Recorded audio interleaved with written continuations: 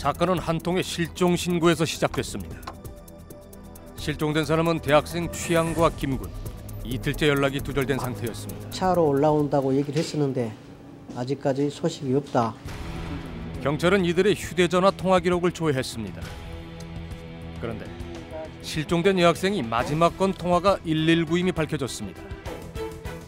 발신 위치를 추적한 결과 전화를 걸어온 지점은 바다 한가운데. 경찰은 출항한 선박을 중심으로 수색을 시작했습니다. 그리고 목격자를 찾기 위해 탐문 조사를 벌이던 중 편의점 CCTV에 찍힌 취향과 김군을 발견하게 됐습니다. 실종된 남녀가 걷고 있었던 이 골목은 바다로 가는 외길. 해안선 근처 한 건물 옥상의 CCTV에 취향과 김군의 모습이 한 번 더 포착되면서 이들이 실종되기 직전 바다로 왔다는 사실이 확인됐습니다. 두 사람은 선착장 방면으로 걸어가고 있었습니다. 그런데 잠시 후 한 사람이 취향과 김군에게 다가오는 모습이 포착됐습니다. 이 사람을 만나고 얼마 지나지 않아 119에 전화가 걸려왔던 것이었습니다.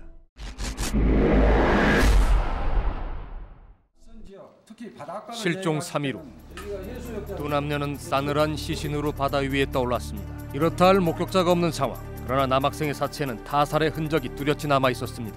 상박부위 골절된 거거든요. 이게 발목도 골절이 있고 완전 타살했다는 게 증명됐어요. 그런데 사건 후 한 달도 채 안 돼 바다에서 또 다른 희생자가 발견됐습니다. 20대 여성 조모 씨와 안모 씨. 이들은 추석 당일 이곳을 찾았다가 참변을 당한 것이었습니다. 이들의 사체에도 비슷한 타살의 흔적이 있었습니다. 위에 검정 옷 입은 것만 봤어요. 허리가 나오고 엎져 있었어요. 바로 신고했죠. 놀랬죠. 지금까지 가슴이 아픈데. 그런데 두 번째 사건의 결정적인 제보자가 나타났습니다.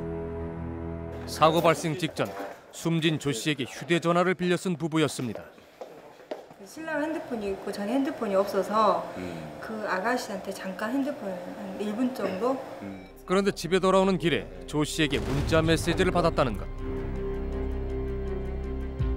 배에 갇혔다며 구조 요청을 해온 것입니다. 경찰에 신고하고 부부는 여러 차례 통화를 시도했다고 합니다. 답장을 보내봤죠. 근데 아무 답장이 없었어요. 설마 뭐 살인 사건까지 날 거라고 전혀 예측을 못했죠. 이게 조업하는 배가 별로 없었죠. 명절이기 때문에. 그래서 일단은 출항한 배를 추적을 했었는데 출항하는 배가 한 척, 지금 오모 씨. 오모 씨의 배는 무등록 어선. 그동안 법망을 피해 출항을 했던 것으로 밝혀졌습니다. 경찰은 소재 파악에 들어갔고 정박해 있던 오 씨의 배를 수색했습니다. 그리고 그곳에서 결정적 물증을 찾게 됐습니다. 그것은 바로 피해자 안모 씨의 신용카드. 뿐만 아니라 여성의 것으로 보이는 머리끈과 긴 머리카락 수십 개를 발견한 것입니다. 경찰은 오 씨를 유력한 용의자로 긴급 체포했습니다. 그런데 용의자 오 씨를 처음 본 순간 수사관들은 말문이 막혔다고 합니다. 70대 고령의 왜소한 체구. 주변 사람들도 오 씨가 이런 범행을 저질렀다는 것이 도저히 믿기지 않는다는 반응이었습니다. 시장한테서 다 아재를 짜느라고 아재를 줘라 그래. 수는 게 아재가. 세상 좋은 아재요. 내가 아재. 그게 뭐 했나 사람이야. 하지만 오 씨는 경찰 조사에서 2명의 여성을 살해한 혐의를 인정했습니다. 오 씨의 진술에 의하면 조 씨 일행이 출항 준비를 하던 자신에게 배를 태워달라고 했고 처음엔 거절했지만 졸라서 어쩔 수 없이 바다로 나가게 됐다는 것입니다. 그런데 올 씨가 일행 중에 한 명을 성추행하려다 몸싸움이 벌어졌다는 것입니다. 아가씨, 이거 한번 던져보려고 그래도 못 던져보고 해서 후닥거리 하다가 그냥 가스로 빠졌어요. 피해자들은 배를 붙잡고 올라오려 안간 힘을 썼지만 오 씨는 어구를 휘둘러 이들을 바다로 밀어넣었다고 합니다. 바깥대로 왜 미신 거야? 배 못 잡게 사실은 죽으려고 그랬죠. 범행 당시 오 씨가 사용한 어구는 일명 삿갓대.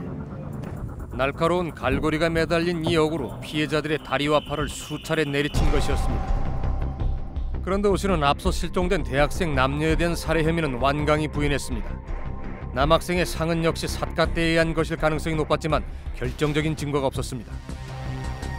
두 번째 사건은 자기 배에서 증거물들이 나왔으니까 자백을 했지만 8월 31일자 사건은 아무것도 없었으니까 또 모르는 일이다. 그리고 사건 발생 2달 후 뜻밖의 발견된 디지털 카메라. 그런데 그 꼬막을 채취하는 과정에서 채취해가지고 선별하는 과정에서 디지털 카메라가 하나가 발견이 됐어요. 이게 피해자들 것일 확률이 높다 해서 그것을 어렵게 복구해낸 카메라에는 학생들을 태우러 오는 배의 모습부터 사건 발생 직전까지의 상황이 생생하게 기록돼 있었습니다. 그리고 그들이 인심 좋은 할아버지라 믿었던 오 씨의 뒷모습도 담겨져 있었습니다. 수사 초기 오 씨는 살해 혐의를 완강히 부인했었습니다. 물증을 제시하며 추궁했지만 오 씨는 실족사라는 말만 반복했다고 합니다. 최후의 방법으로 경찰은 피해자들의 생전 사진과 부검 사진을 나란히 보여주며 인정에 호소했습니다. 그러나 소용없었다고 합니다. 동요는 전혀 없었어요. 얼굴 시간도 변하지 않고. 게다가 피해자에 대해 연민을 느끼거나 자신의 범행에 대해 후회하는 모습을 전혀 볼 수 없었다는 것입니다. 보통 그 정도 사람을 그렇게 4명씩이나 죽이고 자백을 한다면 일반적으로 참회의 눈물을 흘리는 게 일반적이거든요. 이 사람은 아주 담담하게 제가 잘못했습니다 소리 한마디도 안 했던 사람이에요. 우리가 봤을 때는 아주 뭐 당연하다는 듯이 반성의 기미도 없고 뭐 그럴 수도 있지 않느냐 이런 표정과 이런 태도였어요. 혼자가. 범거 직후 오 씨를 면담한 권일용 경위는 그가 오히려 피해자에게 그 책임을 전가하는 모습까지 보였다고 말합니다. 이 피해자들이 자기한테 배를 태워달라고 한 것이 잘못이다. 왜 그 많은 큰 배들 중에 하필이면 자기 배를 태워달라고 했으며 또 돈을 안 받고 공짜로 태워준다니까 그게 좋아서 탄 것이 그 사람들의 문제이지 않느냐. 피해자들이 조심하지 않은 것이 잘못이라는 것. 오히려 그들이 배를 타는 바람에 자신이 곤란해졌다는 입장이었다고 합니다. 그 사람들보다 지금 내가 더 불행해졌다. 사망한 사람들은 이미 사망했지 않느냐. 그런 일을 저지른 나는 지금 굉장히 여기서 이 사회적으로 지탄을 받고 몸도 지금 아프고. 철저히 자기중심적인 사고를 보였다는 오 씨. 자신이 저지른 끔찍한 범죄에 대해서 무감각했고 피해자나 유가족의 고통에 대해 공감하지 못하고 있었다는 것입니다. 어떤 이 심각한 범죄가 벌어졌을 때 그 문제의 원인을 자기한테서 찾는 것이 아니고 상대방이 유발했다고 하는 상대방한테 전가시키는 투사하는 이런 그 형태들이죠. 이게 이제 연쇄적으로 벌어진 연쇄 살인범들한테서 이제 공통적으로 나타나는 특성 중에 하나인데요. 살인을 저질러도 양심의 가책을 느끼지 못하며 자신으로 인해 파멸에 이른 사람들의 고통에 대해 냉담하고 무감각한 연쇄 살인범의 모습. 사이코패스적인 성향이 오 노인에게 감지된다는 것입니다.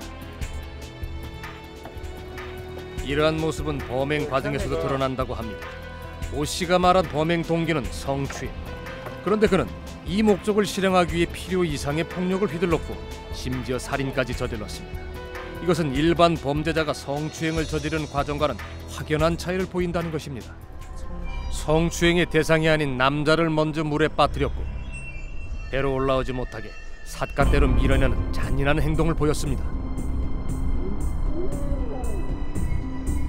따라서 오 씨는 우발적이었다고 말하지만 전문가들은 이미 첫 범행에서부터 의도된 살인 행위로 판단하고 있습니다. 여자를 성추행하는데 방해가 될 것 같으니까 남자를 먼저 죽였다. 그 이상 말 안 합니다. 그렇다면 범행 이후 오 씨의 모습은 어떠했을까? 연쇄살인범들은 살인 후에도 감정의 동요를 일으키지 않는 것으로 알려져 있습니다. 첫 범행 다음 날도 그의 일상에는 아무런 변화가 없었습니다. 집에 와서도 밥 잘 먹고 평상시와 똑같이 그렇게 했다. 전혀 다른 게 없었기 때문에 자기 쳐도 자기 남편이 그런 일을 했으리라고는 전혀 생각도 못했다. 생선을 보관하기 위해 3일 만에 한 번씩 얼음을 구입해가며 뱃일을 계속했다고 합니다. 오 씨는 첫 번째 범행 이후 충분한 냉각기를 가지면서 제2의 범행을 계획하고 있었을 가능성이 높다는 것입니다. 두 번째 범행에서도 오 씨는 피해자들이 먼저 배를 태워달라고 했다고 주장하고 있습니다. 하지만 경찰은 오 씨가 두 번째 피해자들을 배에 태울 때 선착장 위치를 바꿨다는 점에 주목하고 있습니다. 두 번째 피해자들을 만난 곳은 정식 선착장은, 그런데 막상 그들을 태운 곳은 인적이 뜸한 선착장이었습니다. 이것이 범행 수법이 진화하고 있었다는 반증이라는 것입니다. 저쪽 밑에 선착장으로 가서 기다려라. 자기는 보이지 않는 곳으로 돌아가서 피해자를 태우고 나가게 되는 거죠. 이게 가능한 거구나. 또 이런 범행을 하려면 이런 식으로 하면 차라리 여자들이 왔을 때가 좀 더 좋겠구나. 자꾸 이렇게 발전을 시켜 나가는 게 두 번째 범죄의 뚜렷한 증거입니다. 70이라는 나이, 한평생 평범한 어부로 살아온 오 씨. 살인을 저지르기 전 그에게 무슨 일이 일어나고 있었던 것일까? 우리는 그에 대해 좀 더 자세히 알아보기로 했습니다. 그런데 수십 년 넘게 살아온 오촌 마을에서 그에 대해 잘 아는 사람이 거의 없었습니다. 4년 넘게 3일에 한 번꼴로 직접 얼굴을 보며 얼음을 거래해온 사람도 그와 긴 얘기를 나눠본 적이 없었다고 합니다. 이 사람 반갑거든요. 아따 어서 있어. 얼음 하나 주셔. 발도 함부로 안 해. 사람들의 기억 속에 늘 말없이 스쳐 지나가는 사람이었었다는 오 씨. 수소문 끝에 어린 시절 오 씨와 한 동네에 자란 사람을 만날 수 있었습니다.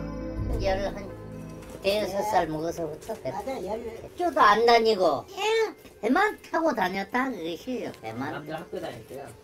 다른 사람 다 학교 다니는데 당신은 학교도 안 다니고. 그의 어린 시절은 불우했다고 합니다. 불쌍한 것을 왜 불쌍하냐 하면은 한마디 작은 말이나 저렇게 난 아들을 일만 시계 먹고 아니 자기는 엄마도 몰라. 친엄마도 몰라. 그 배다른 형제들은 학교를 다 다녔어요? 자기 이제 큰 집이 이제 자기 형제들 다 다녔지. 불쌍히 컸다니까. 하지만 자존심은 무척 센 편이었다는 오 씨. 말도 못하겠어요. 그런 식이 엄청나게 그 사람이 나쁜 사람이에요. 그러나 일찍 결혼을 하고 가정을 꾸리면서 오 씨는 점차 안정돼 갔다고 합니다.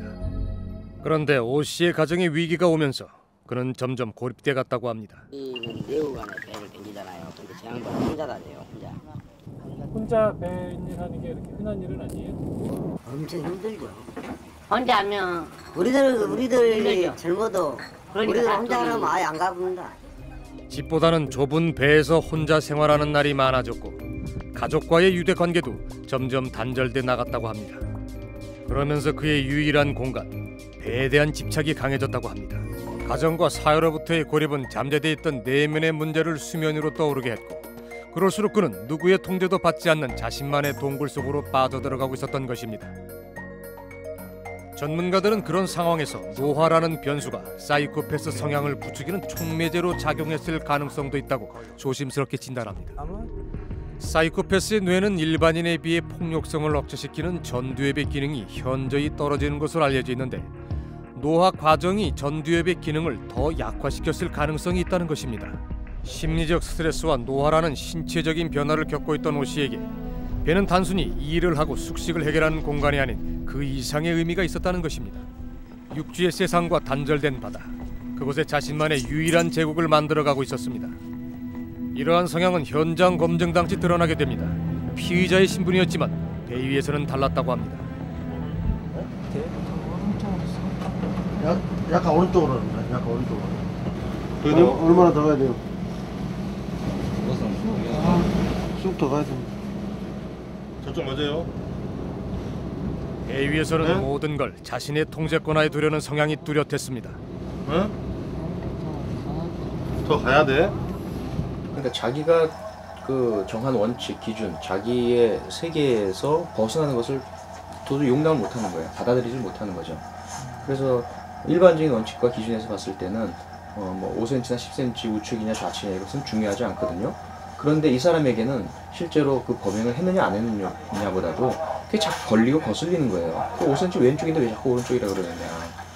살아오면서 유일하게 자신이 모든 것을 통제하고 지배하고 자신이 마음껏 감정을 발산할 수 있는 유일한 공간이라고도 볼 수 있겠죠. 자기의 세계인 겁니다.